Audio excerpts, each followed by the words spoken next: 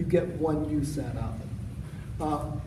Everyone says they're faster, but these plastic cups, and I'll start passing them around before I can tell you the next part we're going to do. That just tells you about it. And I'll leave one more cup up here. And I'll pass this one this way. Belinda, if you would. Thank you. What we have found out with these is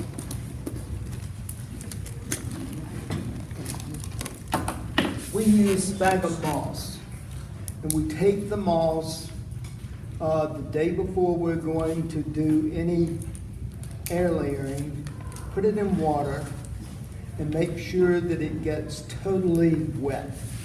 And then it's a little messy, but then when you put them in the cup, you get as much of the water out as you possibly can, because that also helps. What we really do is, and Lamont was not real happy when she saw me out on the Professor Sargent, and I was cutting pieces off of it today. But this needed to be trimmed. And I cut it into two pieces so that I can really show you what we do. And if you will look, I don't have as much disease up, so I need to spray again. But you will see, particularly if you're not careful, you need to spray more than you think you do to get rid of the scale and the white, terrible white bug, as we call it. And then you will have ants and you will have whatever. So we spray at Bonaventure. It's now getting too hot to use the spray that we normally use. So you just sort of have to wait, and you can do soapy water on them to get it off.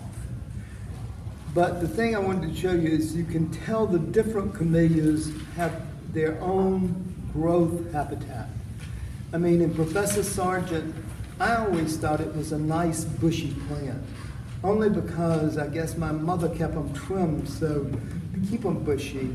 But if you let them grow naturally, they are pretty leggy things. But you can cut them, prune them so that you don't have the problem. What I want to look at is what we do is you need to get a limb some here before we put the cup on, and I'm going to show you that in a minute. But you want something to hold this cup when you put it on here. The other thing we do, the bottom of my junk bag.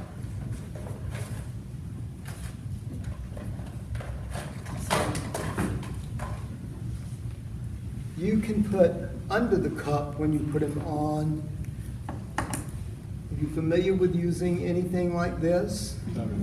And so you do that, and that will keep the cup from falling. You can do it tight, but it's much easier if you have a little limb that lets it sit on it. And the next thing in air layering, you look for a layer or a limb that is growing up. We made the mistake of, if you see them this way and you try to grow them, the water doesn't stay there. And 90% of the ones, and if we're not careful, we've had people that help us that just air layer when it's horizontal this way, they are not going to air layer. And when it is really dry, you take a syringe and add a little water in to your cup as you go. So I'm just giving you some of the things that we try to do, and I'm going to then demonstrate what we normally do on a plant and how it works. But I want to show you one right here.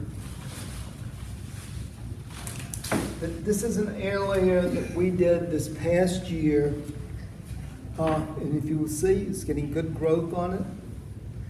We leave the old, if it doesn't come out, at least through a year, and then we clip them back. So, yeah, we know those should come off. And this one, because we know it's number 4, it's number 4 from Meredith Lamas's. where we went to her house and she doesn't know what it is and we don't know what it is. So we label it as number 4. And then we say what it looked like, what the bloom was. And this was a white anemone type bloom.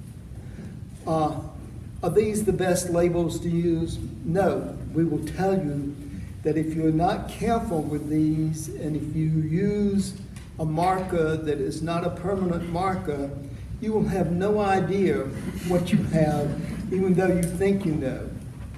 And the other thing is that we have a lot of people saying, why don't you put a permanent label on it? We will put permanent labels on them, but we usually wait until they have bloomed 2 or 3 years. And blooms really are reproducible. And then we'll label them. And what we do, and take someone that has better handwriting than me, but we use these copper labels because you can write on them with a pencil. And we have a little tag. And we do the labels there. Why do we wait 3 years? Jean has taught us this, that you have enough sports with camellias that you're not sure. You may think you've got everything is there, and that first year you can have a pink and a red one on the same limb. And then you have to find out what was this labeled as and which one is the real bloom. So you need to go at least 3 years to know what you're looking at there. So we put the tags on there.